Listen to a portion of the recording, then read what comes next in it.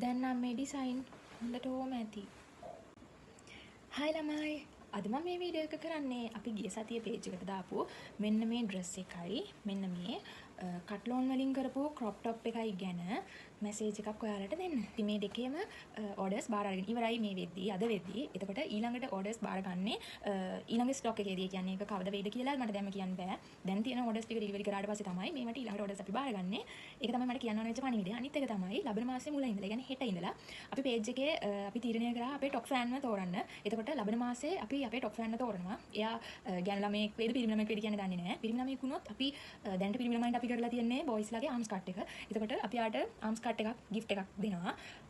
ගැන ළමයෙක් වුණොත් අපි ඒ කාලේ වෙද්දී අපි කියන්නේ මේ මාසේ අන්තිමටනේ ඒක මේ ලබන මාසේ හෙට පළවෙනිදා හෙට ඉඳලා ලබන මාසේ අන්තිම වෙද්දී අපි තෝරනවා කවුද අපේ টොප් ෆෑන් කියලා. එහෙම තෝරලා එයා ගැන ළමයෙක් වුණොත් ඒ කාලේට අපේ යන අලුත් ඩිසයින් එක මොකක්ද කියලා බලලා ඒ ඩිසයින් එකෙන් යාට gift එකක් දෙනවා. ඉතින් ඔන්න තමයි අපේ විශේෂ පණිවිඩය.